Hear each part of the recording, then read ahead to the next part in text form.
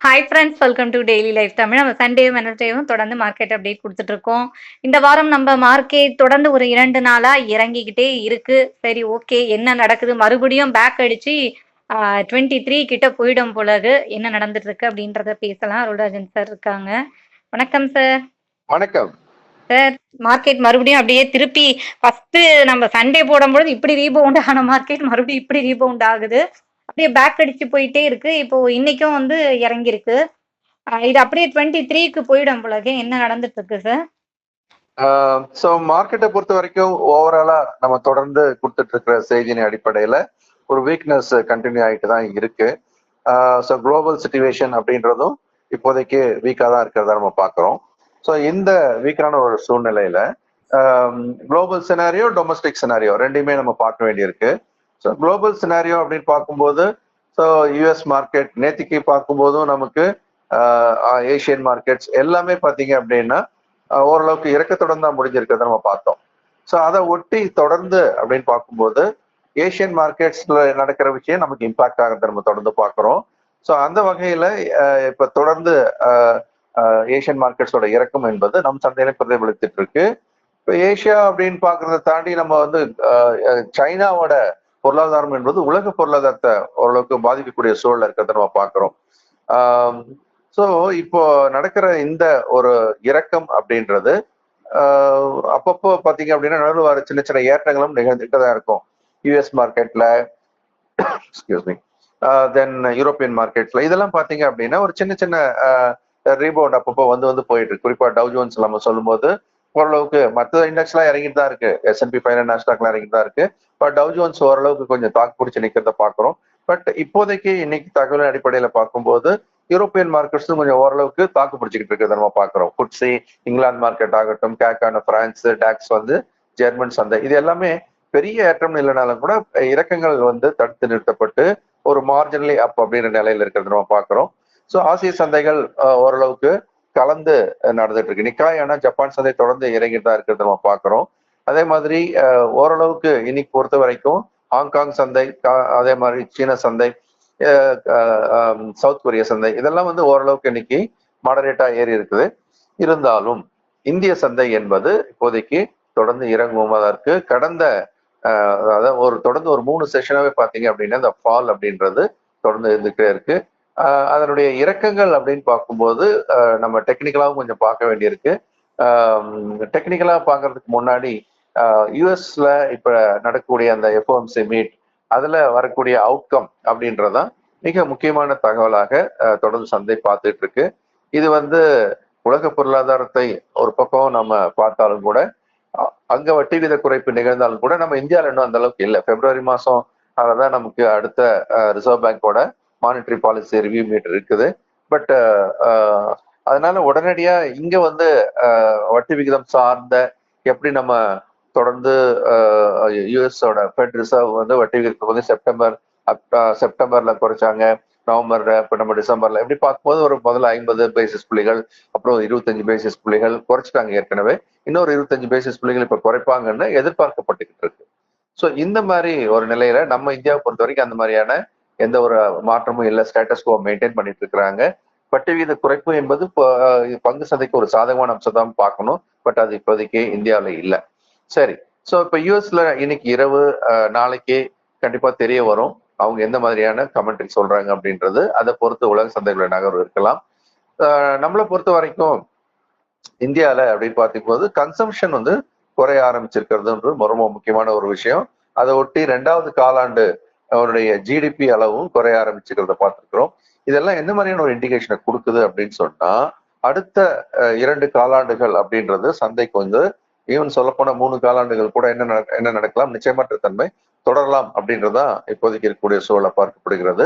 Government spending அப்படின்னு சொல்லக்கூடிய அந்த ஒரு நிலைப்பாடு மட்டும்தான் சந்தைக்கு ஒரு பெரிய பாசிட்டிவான தாக்கத்தை கொடுத்துக்கிட்டு இருந்தது. சரி, அதன் பிறகு பிரைவேட் கேபெக்ஸ் அப்படின்னு சொல்லக்கூடிய வகையில தனியார் நிறுவனங்களுடைய அந்த எக்ஸ்பேன்ஷன் பிளான் சொல்லுவோம், கேபிட்டல் எக்ஸ்பெண்டிச்சர் அப்படின்னு சொல்லக்கூடிய விஷயங்கள் பெருமளவு நிகழவில்லை. மாறாக கன்சம்ஷன் குறையறதுனால அவங்களுடைய பிரசன்ட் சேல்ஸ் அண்ட் ப்ராஃபிட் குறையிற ஒரு காரணத்தினால இப்போ நம்முடைய இந்திய சந்தை அப்படின்றது ஒரு தேக்க நிலையை நோக்கி நகர்வதாகவே இப்போதைக்கு நம்ம எடுத்துக்கலாம். டெக்னிக்கலாவும் ஒரு வார்த்தை சொல்றதா இருந்தா, இப்போ இதனுடைய நகர்வு அப்படின்றது இப்போதைக்கு க்ளோசிங் பேசிஸ்ல அப்படின்னு நம்ம பார்த்தோம் அப்படின்னா 24,183 இந்த ரேஞ்சில் க்ளோஸ் ஆயிருக்கிறத நம்ம பார்க்குறோம். இப்போ இந்த 24,198 அப்படின்றது கரெக்டா 137 புள்ளி இறங்கின நிலையில இப்ப நம்ம இதை எப்படி பாக்குறோம் அப்படின்னா முக்கியமான ஒரு குருஷியல் சப்போர்ட் லெவல் கிட்ட இப்ப இருக்கு. குருஷியல் சப்போர்ட் அப்படின்னு நம்ம சொல்லும்போது இது வந்து குறுகிய அடிப்படையில அப்படின்னு நம்ம பார்க்கும்போது இதனுடைய முக்கியமான இப்போ வந்து முடிஞ்சிருக்கிற நிலைமையில இருந்து கீழே 24,000 மிக மிக முக்கியமான ஒரு சப்போர்ட் லெவல். ஒருவேளை அந்த 24,000 உடைக்கப்பட்டால் என்ன ஆயிடும், ஒரு டபுள் டாப் ஃபார்மேஷன் மாதிரி ஆயிடும். ஸோ அந்த டபுள் டாப் ஃபார்மேஷன் அப்படின்றது சந்தையை என்ன பண்ணலாம், ஒரு 500-600 புள்ளிகள் அங்கிருந்து இறக்கலாம். ஸோ அதனால 24,000 உடைக்கப்பட்டால் சந்தைக்கு வந்து ஒரு வலிமை கூண்டுதல் நிகழும். அது அங்கிருந்து எதை நோக்கி போகலாம் அப்படின்னு பார்த்தீங்கன்னா 23,400 அந்த பழைய அந்த லோ இருக்கு இல்லையா, அதை நோக்கி நகர்வதற்கான ஒரு வாய்ப்பு இருக்கு. ஆனா இப்போ ஒரு அட்டெம்ப்ட் நடந்தது, தட் ஃபெயில்டு. அந்த மேல போறதுக்கான ஒரு அட்டெம்ப்ட் நடந்தது. அது வந்து கிட்டத்தட்ட எதிர்பார்க்கப்பட்டது என்ன அப்படின்னு பார்த்தீங்கன்னா, அந்த உச்சம் அப்படின்றது வந்து அட்லீஸ்ட் ஒரு 25,100 தொடும் அப்படின்னு எதிர்பார்க்கப்பட்டது. ஆனா என்னாச்சு, அது வந்து 24,792 கிட்ட அது வரைக்கும் போயிட்டு இறங்கிடுச்சு. ஸோ இன்னொரு 300-400 பாயிண்ட் ஒரு இன்னும் ஏறி இருக்கும். அப்படி ஏறி இருந்தா ஒரு பேஸ் கிரியேட் ஆயிருக்கும் விழும்போது தாங்கு பிடிக்கிறதுக்கு. இப்போ இந்த 24,000 அப்படின்னு சொல்லக்கூடிய இந்த பாயிண்ட் தான் ரொம்ப குரூஷியல் பாயிண்டா பார்க்குறேன். Okay sir. ஸோ இப்போ இந்த டைம் இது இப்படி இறங்கிட்டு இருக்கும் பொழுது மிட் கேப், ஸ்மால் கேப் இதெல்லாம் கூட இறங்கிட்டு இருக்கா? செக்டார்ஸ் எல்லாம் இறங்கிட்டு இருக்கா? எப்படி சார்? ஏறக்குறைய எல்லாமே லெஃப்ட் ரைட் சென்டர் அப்படின்னு சொல்லக்கூடிய வகையில இறக்கம் அப்படின்றது எதையும் விட்டு வைக்கல. லார்ஜ் கேப்ல எடுத்தீங்க அப்படின்னா ஏறக்குறைய எல்லா செக்டாரும் இறங்கினாலும் இப்போதைக்கு அப்படின்னு பார்க்கும்போது கொஞ்சம் தாக்கி பிடிச்சிட்டு இருக்கிறது வந்து அப்கோர்ஸ் ஐடி, ஃபார்மா இதுதான் இப்போதைக்கு கொஞ்சம் தாக்கி பிடிச்சிட்டு இருக்கு. ஆனால் எஃப்எம்சிஜில கொஞ்சம் வேல்யூ பையிங் வந்துகிட்டு இருக்கு. வேல்யூ பையிங் அப்படின்னு சொல்லும்போது வரக்கூடிய காலம் மிகவும் மோசமாக இருந்தாலும் டிஃபென்சிவ் செக்டார் என்று சொல்லக்கூடிய ஃபார்மாவும் எஃப்எம்சிஜியும் தான் ஒரு லைஃப் லைனா இருக்கும். ஸோ இந்த ரெண்டு செக்டார் அப்படின்றது கூட ஐடி வந்து it is got its own benefit. ஒன்று யூஎஸ் மார்க்கெட்ல அவங்களுக்கு இருக்கக்கூடிய ஒரு அட்வான்டேஜும், ரெண்டாவது ரூபாய் டாலருக்கு எதிரான ரூபாயின் மதிப்பு குறைந்து வருவது அப்படின்றதும் ஐடிக்கு சாதகமான வரும். ஸோ அதனால கொஞ்சம் மேலே தாங்கி பிடிச்சிட்டு இருக்கு.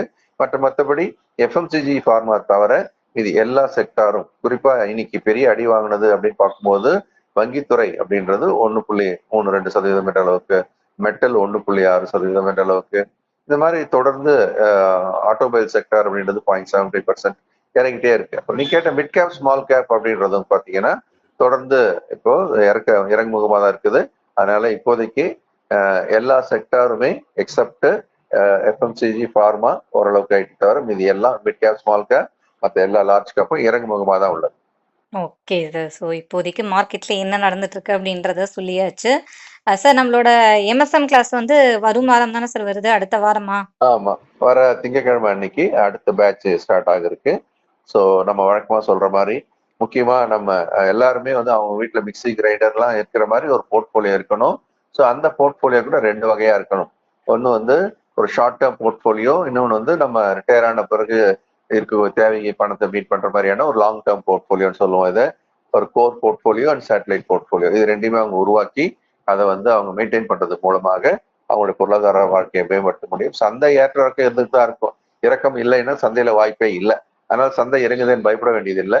எல்லா இறக்கத்தையும் தாண்டி மீண்டும் புதிய உச்சத்தை தாண்டும் வரக்கூடிய வருடங்களில் அப்படின்னு பார்த்தீங்கன்னா 2027 அது இன்னும் ஒரு அதிகபட்ச 35,000, 36,000 இதெல்லாம் கூட நடக்க வாய்ப்பு இருக்கிறது. ஸோ தொடர்ந்து போயிட்டே இருந்தனா 2030 அப்படிலாம் தாண்டும் போது ஏற்குறைய அடுத்து 40,000 புள்ளிகள்லாம் தாண்டி மேலே போயிட்டு தான் இருக்கும். அதனால நம்ம தயார் பண்ணிக்கணும். அதுக்கான பயிற்சி வகுப்பு தான் இது. இரவு 8லிருந்து 9 மணிக்கு எல்லாரும் வேலையை முடிச்சுட்டு வந்து படிக்கிற மாதிரி ஆன்லைன்ல தமிழை தான் சொல்லி கொடுக்குறோம். அதனால மண்டே த்ரூ ஃப்ரைடே 4 வார பயிற்சி இது. இது முடிக்கும் போது தாங்களாகவே தங்களுடைய போர்ட்போலியோ உருவாக்கக்கூடியவர்களாக மாறுவார். Okay sir. ஸோ இந்த எம்எஸ்எம் கிளாஸ் டீட்டெயில் வேணும்னா ஸ்க்ரீன்ல இருக்க நம்பருக்கு உங்களோட ஊரு, பேரு, கிளாஸ் டீட்டெயில் வேணும் அப்படின்னு மெசேஜ் பண்ணுங்க. இல்லைன்னா வந்து கால் பண்ணி கூட டீட்டெயில்ஸை கேட்டுக்கோங்க. குறிப்பாக வாட்ஸ்அப் பண்ணுற நம்ம வியூவர்ஸ்க்கு மட்டும்தான், கால் பண்ணுற வியூவர்ஸ்க்கு சார் வந்து சூப்பர் ஆஃபர் குடுக்குறாரு. இது நம்மளோட வியூவர்ஸ்க்கு மட்டும் தான். அதனால இமிடியேட்டா ஸ்க்ரீன்ல இருக்க நம்பருக்கு கால் பண்ணுங்க. Thank you sir. நன்றி, வணக்கம்.